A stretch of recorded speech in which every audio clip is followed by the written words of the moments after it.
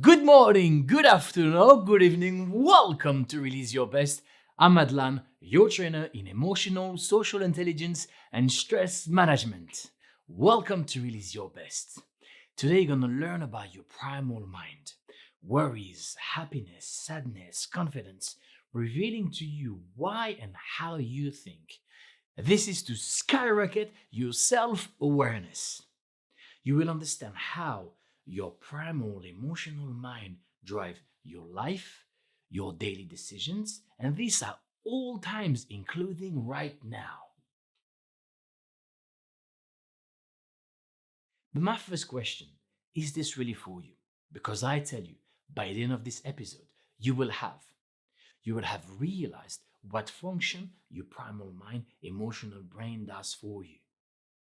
You'll also have discovered how your primal mind thinks, but also become aware of how your primal mind drives your life, daily decisions, and like I just said earlier, even this present moment. My second question to you is this like you? Because does it apply to you?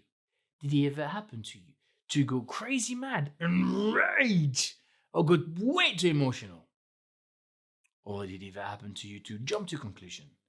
Even if you could have felt later a bit like, hey, that was a bit like paranoia. Or did it ever happen to you to get too suspicious or way too anxious, even if there was no factual reasons? If this applies to you, if this ever happened to you, this applies for you. So, what will you learn with this episode? Where you will learn about your primal mind, but specifically its function. You will also learn how it thinks and also how it reaches to conclusion, its conclusion process. And a little reminder, why would you learn this? Well, truth is, once you recognize the thought patterns of your primal mind, of your emotional brain, you will be in improved position to gear yourself towards the impact and result that you want.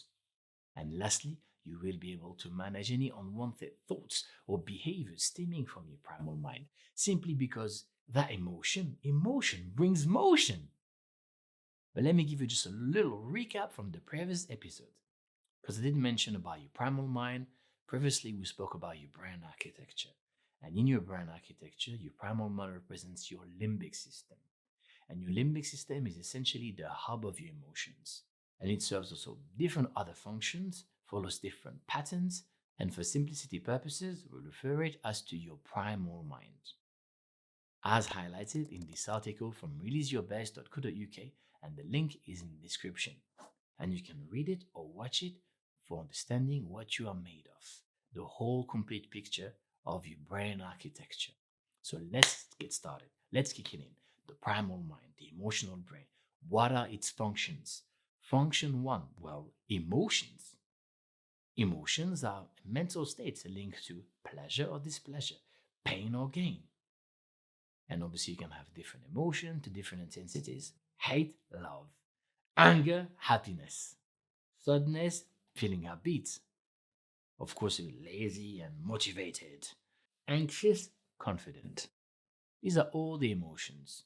One more function your primal mind does for you. Well, function number two, it is in charge of your instinct. And your instinct is obviously your innate way of acting and responding. Give an example with hunger, thirst, sexual desires. Those are all instinctive. Instinct is also fast and quick in its responses. Function number three, it is in charge of your FFF. FFF are your fight, flight, freeze mechanism against danger or threats. Freeze, obviously, is to stay still and hoping the threat will go. Practically can be avoiding, siding, or giving in to that threat. And a little note about instincts and fight, flight, freeze responses. These responses are your most natural instinct. These innate responses to situations are often linked to a massive pleasure, a gain, or a high level of threat, a pain. But let me give you examples because it may come across too abstract. So, instinct example number one, well, when you smile, maybe you smile when you see babies or you hear babies crying or talking. That's a gain. Instinct example number two, you when you rush, when you cross the road, when you notice an incoming vehicle coming in. That's a pain. Or example number three, you see a dog coming towards you. Do you pet it or do you avoid it? Well, that's your instinct. Is it danger? Is it pain or is it gain. Primal mind function number 4. Your primal mind is your personal radar. Your primal mind is constantly, even including now, always scanning for information to detect pain, danger, threats, and attacks. It is also fulfilling your needs. Being your personal radar is here to fulfill your needs and check in with conscious and unconscious survival questions. And these survival questions, what could it be? Well, truth is, it's just something simple as, is it something I like? Is it something I hate? Can it hurt me? Will it benefit me? Do I know this? Is this something I fear? Let me give you an example of day-to-day scenario interaction. Let's say you have someone giving you away furniture to you, and that person says to you, "Hey, you can take this furniture. I don't use it." And let's say in this scenario, you may say, "Well, I actually don't need it, and I don't have the space." And this person will say to you, "Yeah, but it would cost me to remove it, so please take it." You see, notice how the conversation is driven by each party trying to fulfill their needs. I don't use it. I don't use it. I actually don't. And you may say, I actually don't need it. And it will cost me. So you can realize how each party is trying to fulfill their needs. And a little note when answering these survival questions. If the answer is a yes about a massive gain or a massive pain, well, the primal mind takes over your whole thinking. Primal mind function number 5, well, it taps into your unconscious memories because your primal mind can allow you to remember your most unconscious and forgotten memories. These can be memories that you may have completely forgotten about, and it remains in your unconscious mind until someone may trigger it.